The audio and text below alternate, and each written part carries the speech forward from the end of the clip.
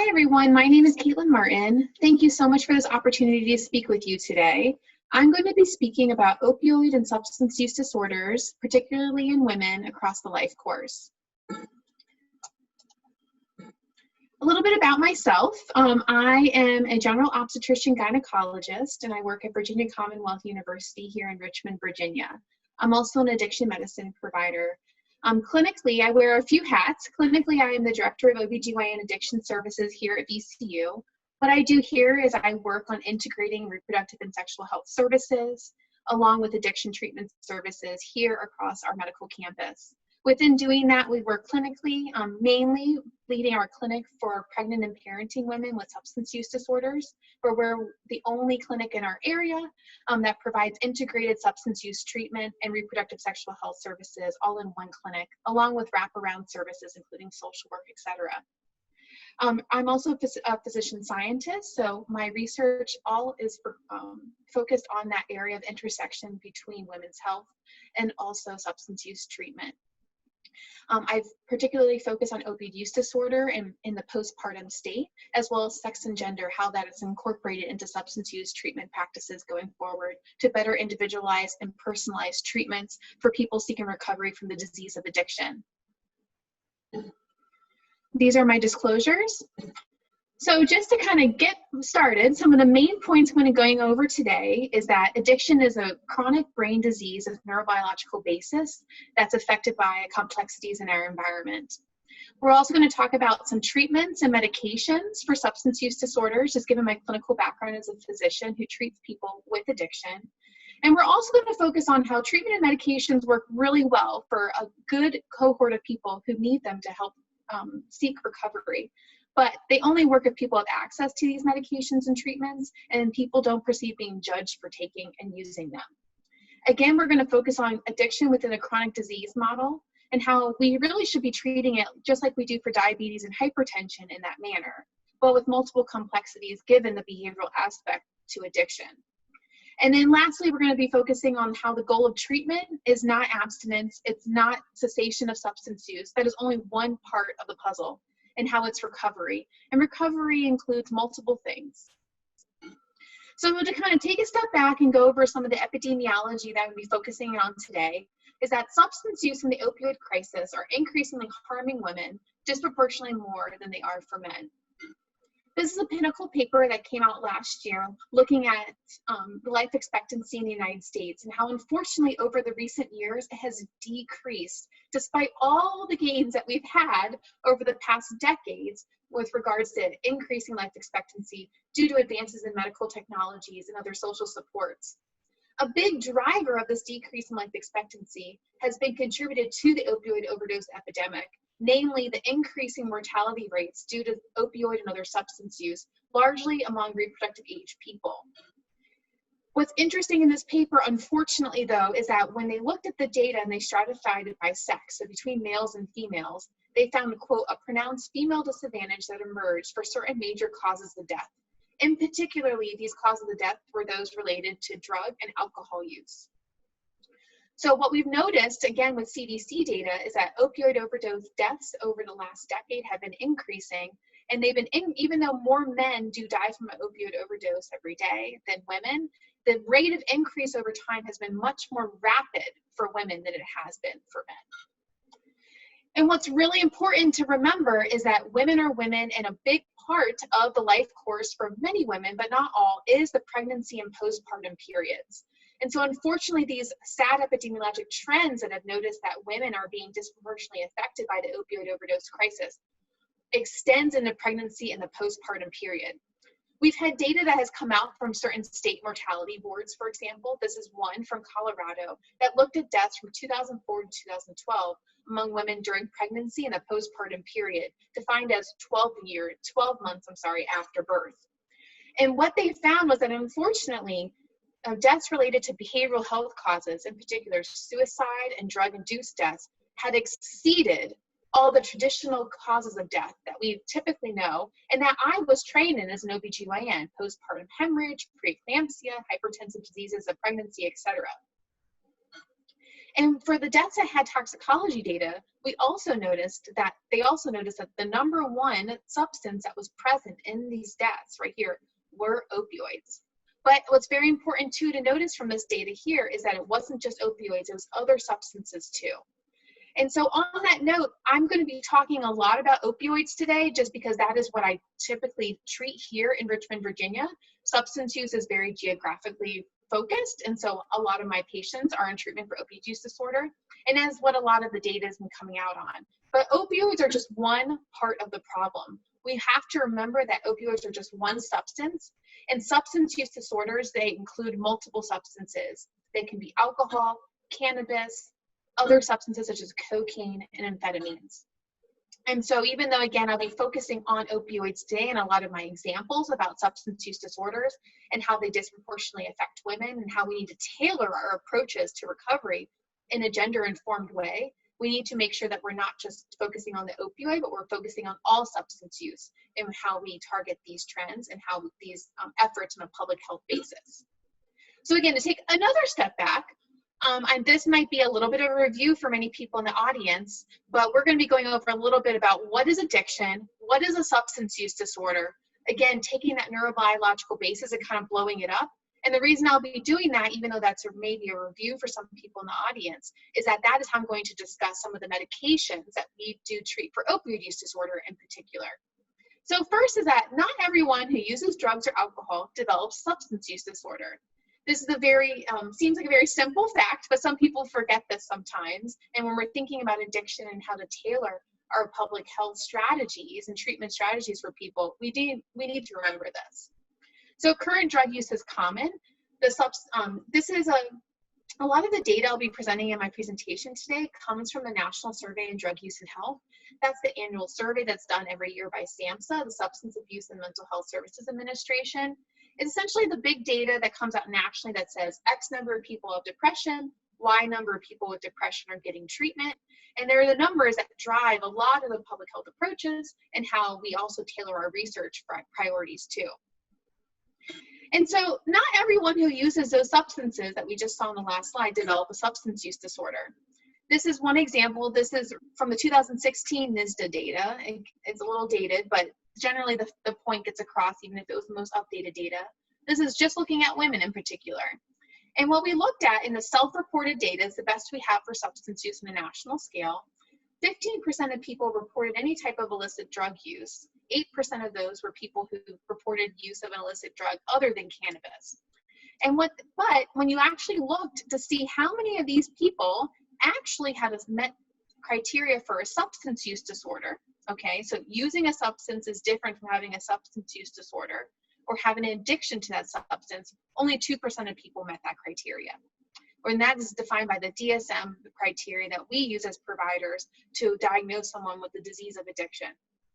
You can see here that it's the same for opioids. You can see that 36% of people use prescription opioids. That's not surprising, right? Given that opioid is a very common medication we use for pain, maybe after a surgery, but less than 1% of people met criteria for an opioid use disorder. And the same we can see here for alcohol.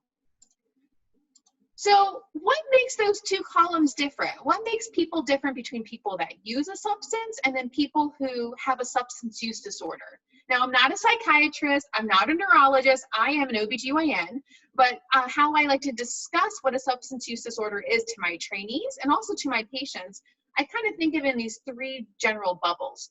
Not every person who has a substance use disorder will kind of follow this chronological arena that I'll be discussing today, but it is an easy, good example to think about what is addiction from a diagnostic criteria. So the first bubble that we think about that drives into a substance use disorder is physiologic dependence. So to give an example, I broke my knee and I had surgery. My doctor prescribed to me oxycodone, which is a short-acting opioid, 10 milligrams 3 times a day. I took that medication for quite some time. I maybe had some complications in my post-operative course. My knee didn't get better for a long time. So I ended up being on this oxycodone for many months. My knee eventually got better.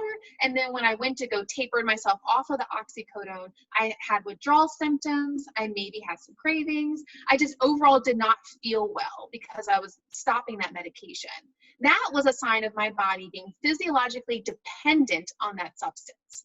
I can say that I am actually physiologically dependent on caffeine, for example. My husband would definitely tell you that when I miss my coffee in the morning, I just don't feel well, and I'm maybe not a very nice person.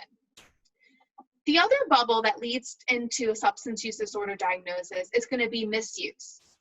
So to go back to my example, I broke my knee, I had a rough post-operative course, I was on oxycodone 10 milligrams 3 times a day for quite some time. I tried to come off of it, but I felt ill. I was having withdrawal symptoms because my body was physiologically dependent on that substance. In the setting of feeling ill from those withdrawal symptoms, I went back to using oxycodone. I maybe took some from my family members, I maybe bought some from a drug dealer off the street, I maybe started using more than I was prescribed, despite me telling my provider that I was using 10 milligrams 3 times a day. Maybe I was using 20 milligrams 4 times a day. I started storing my medication. I started using it in ways that I was not prescribed to do so. That is misuse of a substance. That example applies most appropriately to prescription opioids or prescription substances. The last bubble becomes the pinnacle of substance use disorder. You cannot give someone the diagnosis of addiction or a substance use disorder unless they have what we call maladaptive behavior or continued use of the substance despite adverse consequences. So to go back to my example, I use oxycodone 3 times a day as prescribed by my doctor, 10 milligrams. I tried to come off of it. I felt very ill from withdrawal symptoms. I started misusing the medication in the setting of those withdrawal symptoms. I started snorting the medication, using more than I was prescribed. And then I noticed that my use of the oxycodone my misuse of the oxycodone using more than prescribed, snorting, etc., was leading to getting in the way of my relationships with my family, me not being able to take care of my children. Maybe I lost my job. Maybe I had some legal problems. But despite having all those issues related to my use of the opioid, I continued using it. So I continued using that substance despite the adverse consequences. That is the pinnacle of addiction. That is what leads to someone having a diagnosis of a substance use disorder. And that is when we need to assess patients and see what we can do from a treatment perspective to help them with this disease. So why do some people develop that third column? Why do some people start to continue to use substances despite adverse consequences? Whereas other people, if it started getting in the way of their quality of life, they would stop it, right? Well, that is because addiction or a substance use disorder, which is one type of addiction, is a chronic disease of the brain. It's not a moral failure or simply a choice. What's important to remember is that addiction has a neurobiological basis. There's robust research on this. And that what's interesting is that addiction is a brain-centered condition whose symptoms are behaviors. Why this is important, and why I just kind of keep on pointing this out multiple times, is that even though I say addiction is a chronic disease like diabetes, hypertension, which is true because those are also chronic diseases, what makes addiction different though is that its symptoms are behaviors. It's not a number, it's not a lab test. So if I have hypertension or high blood pressure, I go to the doctor, I have a blood pressure taken that has numbers. I can track those numbers over time, and that is how I also diagnose someone with hypertension, is by those numbers on the blood pressure. It's not like diabetes and the fact that addiction symptoms are behaviors. For diabetes, I can diagnose someone with diabetes based on their sugar log, based on a hemoglobin A1C lab test, again, numbers. Whereas addiction is also a chronic disease, just like diabetes and hypertension, but its symptoms are behaviors. And that is likely why, as providers, sometimes it can be a little bit harder to teach people how to diagnose addiction, manage it, etc., because behaviors just end up being a little bit more subjective than numbers from a blood pressure or from a hemoglobin A1C. And again, the salient feature when we're looking at the disease of addiction is that its symptoms are behaviors, namely behaviors of continued use of a substance despite adverse consequences. So this is the formal definition of addiction here, is that addiction is a treatable chronic medical disease that involves complex interactions among brain circuits, genetics, environment, and an individual's life experiences. And the American Society of Addiction Medicine has updated their definition of addiction recently to include this last sentence here, that prevention efforts and treatment approaches for addiction are generally as successful as those for other chronic diseases, which brings me to the basis of what I've been discussing thus far. So what is this neurobiological basis that I keep on talking about, or these brain circuits, and the fact that the addiction is a chronic brain disease? Well, let's take a step back and talk about a little bit about what addiction, what substance use does to the brain. So when you use a substance, such this example here is cocaine, what happens is that you get high level surges of these things called neurotransmitters in your brain. One of the most common neurotransmitters that we talk about is dopamine. So when I use a substance over and over again, my brain has surges of super high levels of these neurotransmitters, such as dopamine. Dopamine is that neurotransmitter that makes you feel good. It makes you feel warm and fuzzy on the inside. Dopamine is also that thing that increases when you're doing things that do bring you joy. For me, that's like walking my dog, eating a piece of chocolate, spending time with my family. All those positive life things that you have that help you feel warm and fuzzy on the inside, that is your dopamine, for example, increasing in your brain. So our brain is meant to have higher levels of dopamine at certain times in our life. That is how we bond with different people. We feel happiness when we're with our children, for example. But when someone uses substances, it leads to really high levels of dopamine in the brain, really, really super physiologic high levels, to the point where we're not supposed to have those high levels of dopamine in the brain. Our brain is not meant to have such high levels of dopamine in our brain, especially when it's going up and down over time. So what happens over time is that with these repeated, very high levels of dopamine going up and down, up and down, higher than our brain is meant to handle, your brain starts to change. Your brain starts to change in multiple ways. The brain structure starts to change. Your dopamine receptors start to change. Your brain starts to look different, and your brain starts to function in a different way. And it leads to what we call is being hijacked. Your brain becomes hijacked by dopamine. So what happens is that over time, with all these changes in the circuits and the dopamine receptors, even in the structure of the brain, between the front of the brain where it tells you what is a good thing to do, what is a bad thing to do, and the other parts of the brain that tell you when you're happy or when you're sad, those connections between the brain change to the point where your brain constantly needs those levels of dopamine. Not the normal levels of dopamine that we're meant to have, the warm and fuzziness that I have when I'm with my children, for example. Your brain gets to the point where it always needs those really high levels of dopamine that it's only experienced when it was using that substance, such as the cocaine on the prior slide that I showed you. And your brain becomes hijacked by that need. So your brain constantly needs those really high levels of dopamine, but you can't get those levels of dopamine with normal things. You can only get it with the substance. So that leads to your brain telling you, you need to go get that substance. You need to go get that substance. I need to have those really high levels of dopamine to feel normal. And what happens is that your brain then starts telling you, oh, it's okay to go do that thing, to have that adverse consequence, okay? Because it's worth it, because you're going to be able to get that substance. And your brain starts doing those things. You start having those cravings for the drug, and that's what leads to the disease of addiction. And we've seen with fancy fMRI studies that have been done over many studies, we've seen these changes in the brain that can happen with continued exposure to these substances. And so we've seen these changes in the dopamine receptors. We've seen the changes in the brain structure that lead to people constantly needing to have those super physiologic levels of dopamine, despite them only being able to have those high levels of dopamine with the substance that comes with adverse consequences in many circumstances. And on the flip side, what happens when someone gets to this point of their brain malfunctioning is that people, when they're not having those high levels of dopamine, when they're not using that substance that gets them to that point, that their brain is asking to have, okay, with regards to the levels of dopamine, they feel sick. And so what happens is that people eventually become unable to feel the warm and fuzziness that they used to feel with the normal things in life. Being with their children, eating a piece of chocolate, walking their dog.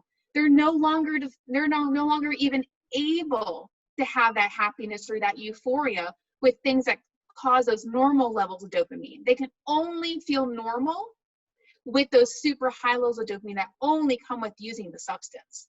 And when they're not using that substance, they feel sick. They have those withdrawal symptoms. They feel depressed.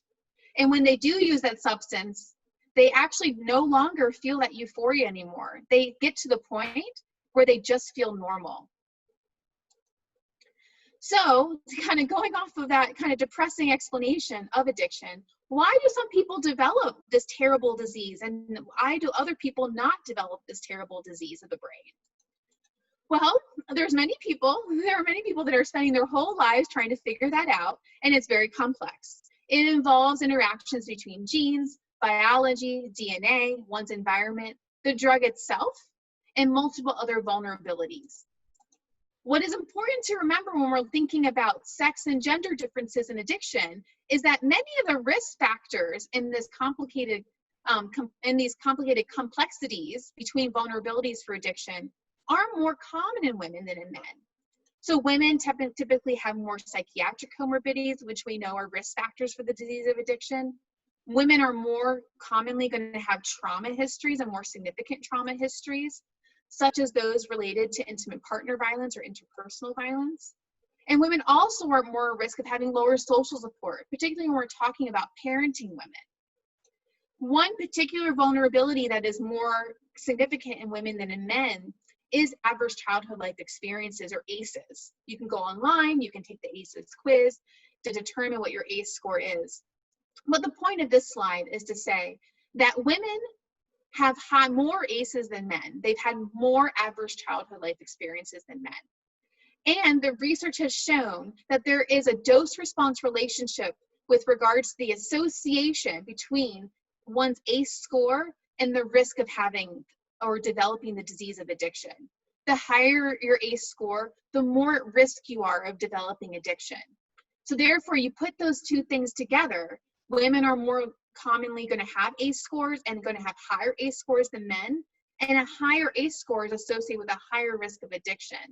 And those two things cross, unfortunately, to lead women to be at more risk of not only having a substance use disorder in some studies, depending on the substance, but more commonly, women are more likely to have worsening psychosocial functioning and morbidity due to substance use disorders than men. So again, kind of going back to the end of what I talked about before, about addiction within the chronic disease model, now let's focus on a little bit of pregnancy, okay? I can't hold myself back, given that I am an OBGYN, and a big part of my clinical practice is treating people with the disease of addiction during the peripartum or pregnancy and postpartum periods. First, I just want to take a step back and say, women during pregnancy, pregnancy is one point of life, one point along a woman's life course. If any of you have been pregnant before, you know that once you are pregnant and during that pregnancy period, it's not like you become a whole different person, okay? It's not like your whole, your mind changes. Your body definitely changes a lot with pregnancy, but it's not like overnight you become pregnant, oh, all your problems are gone. Oh, that chronic disease has gone away. And I think a lot of people forget that. When women have diabetes or they have hypertension, when they get pregnant, we have to increase our support for those women, increase their surveillance for those women, because it can come with complications of pregnancy. We don't expect their hypertension or diabetes to just go away because they got pregnant. Addiction is no exception to that rule, because pregnancy is just one point along the woman's life course. For many women, addiction does continue through pregnancy and the postpartum period because of that. But what typically happens when we're talking about substance use with pregnancy? Well, when we look at just substance use, not substance use disorder, in general, when women get pregnant, they decrease or stop using substances, alcohol, tobacco, other drugs. That is a common thing that we know. So, and that is because all pregnant women are motivated to maximize the health, their own health, and that of their baby to be. So, when women are pregnant and they continue using substances that adversely affect their health, they likely have a substance use disorder. And so therefore, when people continue using substances in pregnancy, that's drugs, alcohol, and also tobacco or nicotine, that is generally pathognomonic for the disease of addiction. And that means that we need to increase our support and our surveillance of these women during pregnancy, just like we do for women with other chronic diseases. So what is this increased support that I keep on talking about? Addiction's a disease, we need to address it even during pregnancy. Well, the good thing is that we have evidence-based treatments for the disease of addiction. We do, and they are effective. And again, but they're only effective when we give them to women, we give them to people, and we do not judge people for using them. And most importantly, we tailor them to an individual's needs. So when we're talking about tailoring substance use treatment, it is quite a little more complicated sometimes than other chronic diseases because of the multifactorial nature that addiction has. So you remember that prior slide I showed you with all the risk factors and those complicated arrows between the risk factors for the disease of addiction that lead to someone being vulnerable to developing addiction? Well, we need to also tailor our treatment for people who are entering treatment to seek recovery from addiction the same way. Why would we do them differently? That makes no sense. So just like the vulnerabilities to addiction are very complicated and come from multiple different aspects, we also need to tailor treatments the same way. They come from multiple different areas. And what that leads to is multidisciplinary treatment, multimodal treatment, and most importantly, individualizing treatment regimens to an individual's needs.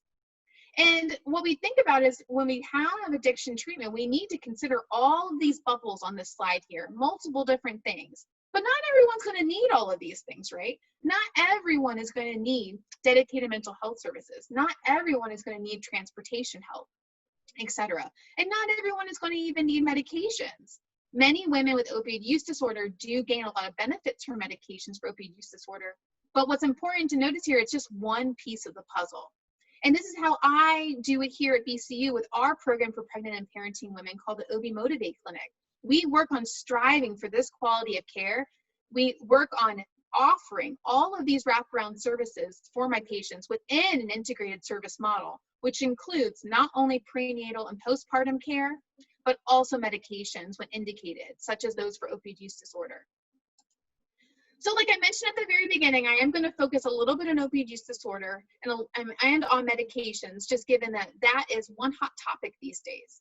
So a good thing to know is that you don't have to remember everything I'm telling you today. Everything is that I'm going to talk to you today with regards to opioid use disorder and pregnancy, postpartum, and infants is in this lovely document here, the SAMHSA document, which is free online and very easily searchable too.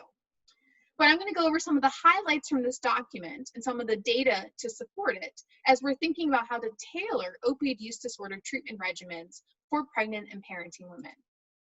The first highlighted recommendation from this document, from the SAMHSA guidelines, is the need for a collaborative approach to treatment. And why is that? Why do we strive for that prior slide with all the bubbles and those wraparound services in addition to the medication and other medical services?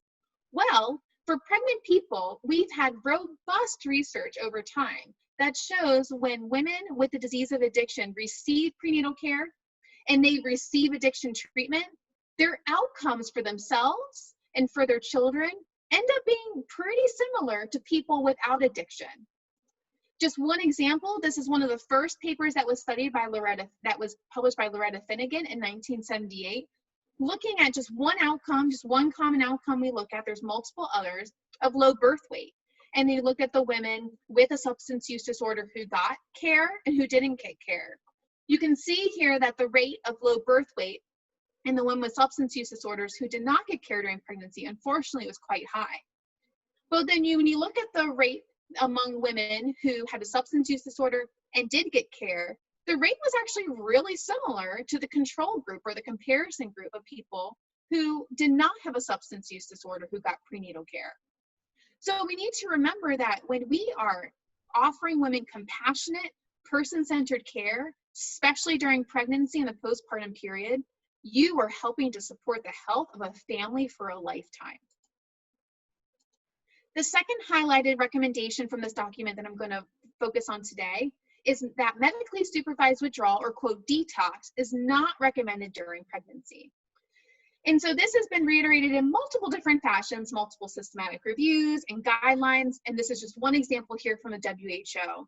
is that women who have an opioid use disorder, they should be offered medications for opioid use disorder. We're going to focus on those, such as methadone and buprenorphine. And they should be supported in continuing those medications for as long as they need to, or as long as they desire to be on those medications. And that is in line with robust research among pregnant and non-pregnant people showing that the longer someone stays on medication for opioid use disorder, if they were on, did help them. And that's not true for every patient, many patients it is. The longer you stay on medication, the better your outcomes are long term. And then we're going to spend a bulk of our discussion from this document on what these medications are and talking a little bit more about them. So what are these medications I keep on talking about for opioid use disorder? Well, there are 3 FDA-approved medications for opioid use disorder. To give you a little bit of background about how these medications work, is that they work primarily on what's called the mu-opioid receptor. So this is a graph here looking at the y-axis is the effect on the mu-opioid receptor. So that's a receptor that's in our nervous system when you take opioids that help you with pain. Okay, for example, this is the same receptor that those opioids, such as oxycodone, that people use for post-op pain. It's the same receptor that these medications work on too. And then the y-axis here is the dose. But what's interesting is that these 3 medications work in a different ways at the mu-opioid receptor, and they all have positive attributes to them that decrease the risk of abuse of the medication or misuse of the medication. They're long-acting, and because they're long-acting and not short-acting, they can reduce the risk of misuse, and then also help people achieve stability.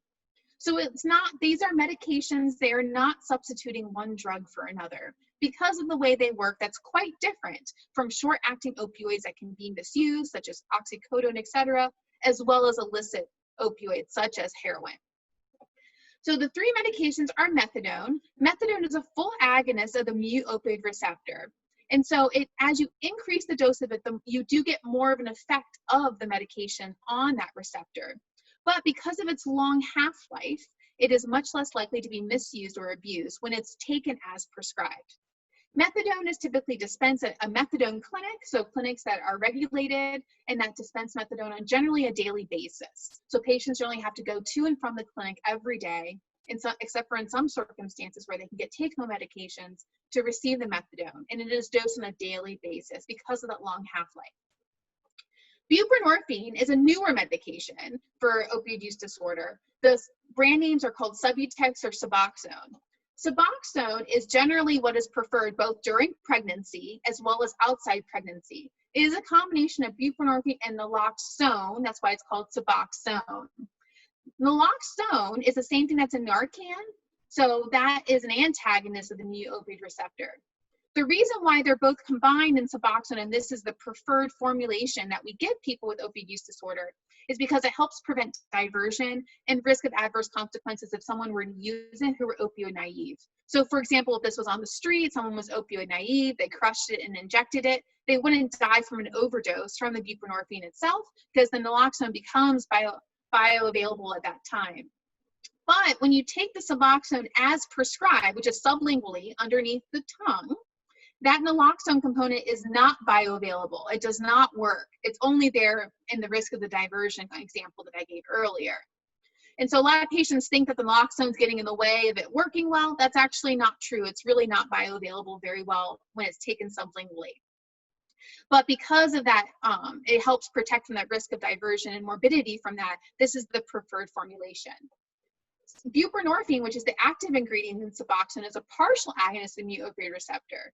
So you see here, as you increase the dose of the medication, okay, the effect of the mu-opioid receptor starts to level off. It has a ceiling effect. And that is quite useful because as you increase the dose, you might not have as many of the increased side effects that you sometimes get, for example, with methadone. But what's also important to remember is that once you get to this point right here, this is where you want patients to be. You want them to feel normal. But taking more won't necessarily make you feel more normal.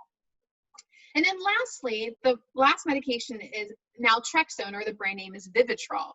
Naltrexone can come in a daily dose taken by mouth, but more commonly is given as an injectable once monthly. And naloxone is an antagonist naloxone and naltrexone are both antagonists in the opioid receptor, which means they block the receptor. And that is how they primarily work. What's important to remember is that all of these medications are medications. They are based in neuroscience. There is robust research that was done, and they are not a replacement for drugs. So, of course, you can abuse and you can misuse anything. I'm an addiction doctor. I see that all the time. People can abuse or misuse any type of substance or prescribed medication. But when you take these medications as prescribed, they are medications. We do not, and so people a lot of times are judged for taking these medications. They're saying they're replacing one drug for another. We don't say that to people who are on insulin for diabetes. We don't say that they're just replacing a sugary donut for insulin. We should not be saying those types of stigmatizing statements to patients who are on medications for opioid use disorder, because they are based in that neuroscience that I discussed with you at the beginning of my presentation to help people feel stabilized over time and help them reach recovery. So again, when medications are dosed correctly, either buprenorphine or methadone, for example, during pregnancy, which are our preferred medications currently during pregnancy, you lead to this physiologic dependence being stabilized. So patients should no longer feel cravings or withdrawal symptoms when they're at the proper dose of their medication for opioid use disorder. When patients feel stabilized from that physiologic dependence standpoint, okay, so they don't have cravings, they don't have withdrawal, but at the same time, the way that they're used as prescribed, they can't feel those euphoric effects, okay? Because when someone's taking this as prescribed, because of the long half-life, and then for buprenorphine, that ceiling effect, you don't feel that euphoria, that quote high with the medications versus what you can feel with heroin. So that leads to less misuse of substances once people are stabilized on their medication. And all in all, when you take care of these two things, okay, that I just discussed, you can help people not continue to use substances despite adverse consequences. And how I like to discuss it with my patients is that medications for opioid use disorder give patients a platform for recovery. It's really hard to go engage in groups, take parenting classes, go spend time with your kids, whatever that thing is that my patient wants to achieve in recovery. It's really hard to do those things when you are just thinking about drugs all the time, when you're having those cravings, or when you're having withdrawal symptoms, or you're having legal problems due to your drug use. It's really hard to go out and do those things and get mental health support, get treatment for your psychiatric comorbidities, etc. And so these medications can really help give patients that stable foundation for them to go then be able to do all the things that are going to help them reach their goals of recovery. So in summary, when someone is on the pathway toward the disease of addiction, when they use substances at the very beginning, they feel those highs, okay, those quote highs, like with heroin, cocaine, etc. Then they feel normal, high, normal, high, normal. Over time, because of the changes that happen in the brain with regards to that dopamine hijacked hypothesis that I discussed earlier, people get to the point where when they use drugs, they're only using drugs to feel normal, to be here in the middle. And when they're not using drugs, they're feeling sick. They're having those withdrawal symptoms. And so people then continue to use the drugs in order to feel normal. And they no longer are able to feel that euphoria anymore. And so for opioid use disorder, when people are taking these medications as prescribed, buprenorphine and methadone, for example, they feel normal. They stay right here in the middle. They don't feel the high and they don't feel the low. And this is where I want my patients to be, because this is where they're going to be able to achieve all their recovery goals. And what's really amazing and what I really like to discuss with my patients ad nauseum is that their brains can heal. So once someone reaches recovery and they stay in recovery, even if that's with medications, such as those for opioid use disorder, their brains can heal. Now, it takes a long time, as I discussed with my patient. It can take years, but their brains can go back to healing. And that is a very powerful thing. I can't tell patients all the time in medicine that I can help them heal from their disease, but I can tell my patients that I can help them heal from the disease of addiction. A couple things I'm going to mention with regards to opioid use disorder in pregnancy is the effect on the growing infant or the fetus. And so what's important, we're going to go over what is called neonatal opioid withdrawal syndrome, or NOWS or NAS. NAS is the physiologic manifestation of what happens when an infant that after an infant is born, when it was exposed to opioids in the uterus, that it can have withdrawal symptoms after it's born because it's no longer being exposed to those opioids anymore, even if that's with a prescribed medication like methadone or buprenorphine. What is very important to remember is that NOWS or NAS is not addiction. If you remember, you should know that by now because we've gone over multiple times that addiction is a chronic disease. It is physiologically impossible for an infant to have a chronic disease because they were just born. They cannot have a chronic disease at birth. And so addiction, remember, it has to have those continued use of a substance despite adverse consequences. Infants are not able to do that. But what NAS or NOWS is that it is withdrawal symptoms. It is when infants, because they were exposed to an opioid, can have withdrawal symptoms for a temporary period of time. Just as with if a patient was using opioids on a chronic basis and stopped those opioids, an adult patient would also have withdrawal symptoms too. It's very similar concept. But adults and infants are different. So when my patients are using opioids, even if it's a prescribed opioid and they stop it, they will have those withdrawal symptoms, the chills, the sweats, the nausea, etc. Infants can also have their own version of those symptoms, as you can see here on this slide. It just looks different because they're babies instead of adults. What's important to remember is that NOWS or NAS is a temporary condition. It is a temporary condition that we do have treatments for. And just like when we talk about infants that are exposed to opioids, and we need to remember that they are at risk of the exposure and of course to the dependence that they can develop and to the temporary condition of withdrawal, we need to also remember that medications for opioid use disorder can also help families stay in recovery long-term, and that is even more important, I would argue. There's been multiple papers that have come out looking at the effect of NAS or opioid or NOWS on infants' long-term health. Currently, according to the research that we have today, NAS or the withdrawal itself that can happen from the exposure to opioids in utero is not associated with any long-term deleterious consequences. What is associated with deleterious consequences for families is untreated addiction. And so what is the most important for my patients to remember is that a healthy living environment, a healthy mom, a healthy child is most important for children's long-term health. And for a lot of patients, medications for opioid use disorder, like I talked about earlier, can give them that firm foundation to achieve recovery, to achieve that healthy lifestyle, that healthy living environment, being able to do all the things for themselves and their children that they want to do. And if medications are helping them achieve those goals, that is more important than the temporary condition of neonatal abstinence syndrome.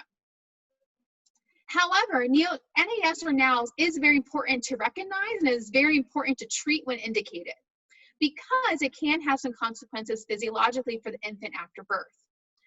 Unfortunately, it's really hard to predict, though, which infants are going to develop NAS or NOWS, even if it's in a mom who is taking a prescribed medication like buprenorphine or methadone that is associated with NAS or NOWS. And it is really hard to predict if a baby develops NOWS or NAS after birth, how bad it's going to be. And that's because it's quite complex when people start looking into NAS and NOWS. And there's multiple factors that can affect the severity and the manifestation of NAS or NOWS. For example, we know that nicotine exposure has a dose-response relationship with the severity of NOWS. So for women in my clinic, for example, who are on Suboxone or methadone, who are also smoking cigarettes, we discuss a lot of smoking cessation strategies during pregnancy because I know that every little bit we can decrease on that nicotine exposure for the infant can also reduce the risk of the NOWS severity for their infant after birth. And so we focus on staying on their medication, buprenorphine or methadone, because it has established that it helps give them a firm foundation in their recovery. And then simultaneously working on decreasing the nicotine use gradually over time if the patient is at that point where they're able to do so. And so now we're going to transition into the 4th trimester, or quote unquote the postpartum period, which I argue is through 12 months after delivery. And what I really want to focus on here, and why this gets a whole section to the talk, is that this is when women are more likely to have the adverse consequences of opioid use disorder or substance use disorder, such as opioid overdose deaths. They are most commonly happening these days postpartum rather than during pregnancy. And substance use recurrence, so when people have the disease of addiction, they can have recurrence of their disease. Just like if someone has diabetes, they can have a period of time where their sugars are elevated, or hypertension where their blood pressures are high. Addictions just like that. There are ups and downs of the disease that do come. And this can also happen during pregnancy and the postpartum period, just like with any other chronic disease that we deal with. And so we know that women, even if they achieve abstinence of a certain substance during pregnancy, you see this is first, second, and third trimester, there is a subset that will have recurrence of that substance use postpartum. And so it's very important that we continue to support these women and recognize them and see what we can do to tailor our treatments going forward according to their needs, which a lot of times do change in the postpartum period with a new baby at home. And why this is so important is because this recurrence of substance use for postpartum women is killing women. So this is that same study I showed at the beginning of my talk, looking at overdose or drug-related and suicide-related deaths during pregnancy and postpartum, and how they had exceeded in Colorado causes of more traditional causes of mortality and morbidity among women, such as postpartum hemorrhage and hypertensive diseases of pregnancy. And you can see here, when these deaths occurred, most of them are occurring in the postpartum period, not during pregnancy. Some are, but most of them are occurring postpartum. And also, just as important, is that these deaths during the postpartum period are continuing through this 12-month period. They're not all in the first 3 months after birth. And a lot of these women were lost to care. They didn't come for their postpartum visit. A lot of them were not receiving treatment. So it's very important, what we need to do, it's very important to remember that substance use recurrence can occur postpartum, and it needs to come with increased support for women. And so we need to remember that increasing support comes in multiple different ways. We can't go over all of those ways today, but a few things I would like to focus on and how we can take action, how we can increase support, especially for women in the postpartum period. The first is with our language. So in my clinic, for example, I lead a clinic here for pregnant and parenting women with substance use disorders that is largely run by trainees that I supervise. And so I always instill in my trainees, we do not use the word relapse in my clinic. I know that's a little bit different, but we use the word recurrence. Substance use recurrence, we don't say someone had a relapse of their diabetes or a relapse of their hypertension. We say they had a recurrence of their disease. Their disease had a recurrence of the adverse consequence that can happen with that disease. And substance use and addiction is no exception to that. And we need to remember that the language that we're using in our clinics, with our colleagues, and with our patients can do a lot.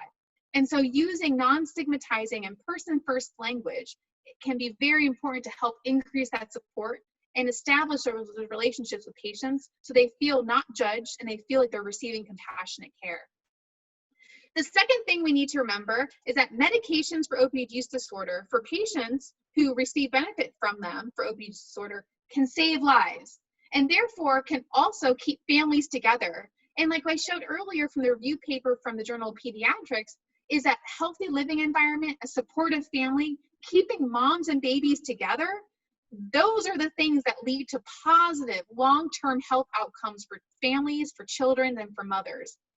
And helping women stay on their medications through the postpartum period, not coming off of them after pregnancy or after delivery, is of utmost importance. And just to give one example of that, this was looking at overdose deaths in Massachusetts. The orange bar here are overdose events that happened for women who were on medication for opioid use disorder during that time period. And the gray bars are overdose events for women who were not on medications for opioid use disorder during that period. Even though this sample size was small and these bars all overlap, you can easily see the difference here, where there are a lot fewer overdose events in women who were on medications for opioid use disorder compared to women who were not. And so keeping women on, doing what we can to help women not feel judged for being on their medications, staying on their medications, keeping their Medicaid active, all the things is of utmost importance. How we do that though, postpartum, is very challenging. I'm not trying to pretend like it's an easy thing. I know this is the bulk of what I do clinically. My nurse and I, we spend a lot of time on these things. We spend a lot of time reaching out to patients. We spend a lot of time with harm reduction techniques. We spend a lot of time meeting women where they are. And we do that because the postpartum period is difficult. It is very challenging for many reasons from both the mom, baby, family side. And it can lead to gaps in their treatment. And we just saw in the last slide that having a gap in treatment, especially when we're talking about opioid use disorder and the medications that can save lives, gaps can lead to women dying and can lead to families being torn apart. So we're going to end on how we can all take action if I haven't given you enough ideas thus far. And we do need solutions now. Why do we need them now? Well, there's papers like this that just keep on coming out. This is another example. We've already shown the Colorado and the Massachusetts. This is the more recent one from Utah that came out last year, looking at their drug-induced deaths. And you can see here the drug-induced deaths with the black bars here, they shoot up in that postpartum period. And the most common substance that attributed to these drug-induced deaths were opioids, followed by other substances such as benzodiazepines and alcohol. And what is really sad from this paper is that they noticed that in general, over half of these women that died from a drug-induced death, for the most part in the postpartum period due to opioids, they were getting prenatal care. The average number of prenatal visits that these women who died had were 7. That was 7 chances for providers, healthcare teams, etc., to reach out to these people, to reach out to these women and these families where they were, to integrate harm reduction techniques, whatever it is in that moment. 7 chances per death that these women interacted with the healthcare system. Those were 7 missed opportunities that we could have done in these certain circumstances. And so what can we do to help fix this gap? Well, first is we need to increase treatment capacity, and we need to increase treatment capabilities, and we need to decrease the stigma and discrimination that women are experiencing when they do access treatment. And we need to increase our compassionate, person-centered approaches that help women stay in treatment once they're in treatment. This is data looking at the number of people who needed substance use disorder treatment, who received it. You can see here, this is 8%. And you can see here, this was over time between 2005 and 2014. It hasn't gotten better on a national scale. Less than 1 in 10 women are receiving treatment for substance use disorders that need it. Look in comparison to other chronic diseases that I mentioned throughout this talk. Diabetes, hypertension, even depression. We are down here. There is a lot of work to do. And when you look at among women, this is using NSDA data, unfortunately the numbers are not much better. So these are numbers down here of women who needed treatment for a substance use disorder who received it during 2007 and 2014. And this is just among reproductive aged women. We can see here that less than 1 in 10 women who needed substance use treatment received it. It was a little higher during pregnancy at 12.8, but even at that little higher during pregnancy, again, only 12.8%, okay? It was not statistically significant. So even pregnant women are still not receiving priority services, priority for treatment, despite being named a priority population with regards to substance use disorder treatment. And so the main action that I'm going to leave you with today that we all can take, no matter what your role is, if you are a provider, if you are a support person, if you are just a family member of a person who's suffering from the disease of addiction, we can all focus on decreasing treatment barriers through compassion, destigmatization, and decreasing stigma. And we know that stigma and these things that I just mentioned is keeping people from getting treatment. This is looking at men and women nationally in substance use disorder treatment of the most recent data, 2015, 2018. And having a negative opinion of treatment, okay, and being worried about the effect of that treatment on someone's job or reputation, and not having treatment options available, these were the top 3 reasons why people who said they wanted treatment and needed treatment did not get treatment. These are three major things that we can be focusing on, and no matter where you are and what role you're playing in this world. And so stigma and discrimination are really big, and they're big barriers, and they are especially significant when we're talking about women and we're talking about pregnant and parenting women. And I'm just going to leave you with some quotes from a qualitative research study that I did recently among my women who were on medication for opioid use disorder during pregnancy and the postpartum period. And what these quotes are getting across is that my patients tell me all the time, they will say things literally. I actually had a patient the other day tell me, you know, I'm doing the right thing, but I sure don't feel like I am. And people on the outside of this clinic are making me feel like I'm not. And she was referring to being on her medication for opioid use disorder, despite all the gains that staying on that medication during pregnancy and the postpartum period is giving her for her foundation of recovery. And so no matter what you do, no matter who you interact with, we can all work on decreasing stigma and decreasing discrimination for people that are suffering from the disease of addiction. And I strongly believe it is one conversation at a time. One conversation at a time on a one-to-one or on a group basis, and just providing education about the neurobiological basis of the disease of addiction. That little bit I gave you today, yes, you can have that discussion with someone. You can do it no matter who you are. I'm an OBGYN and I'm talking to you about the brain. You can talk to someone about, hey, it's not a moral failure. It's not a choice. There are multiple things that lead to someone developing this terrible disease of the brain. And there's multiple things both in the brain and in someone's environment too that lead to someone having sustained disease of addiction. And we need to do everything we can to meet people where they are, establish and integrate harm reduction techniques, be compassionate and non-judgmental to people who are seeking treatment. And we also need to increase those types of compassionate person-centered treatment programs, especially for women, and especially for women who are pregnant and parenting. Thank you very much. I very much enjoy speaking with you today. You're welcome to reach out to me via email. I'll be glad to speak with you. And I'll leave you just with a couple resources today on how you can take a stand on integrating person-first language and destigmatizing the disease of addiction. Is here at this free document here online with regards to person-first language and some online resources. Thank you very much.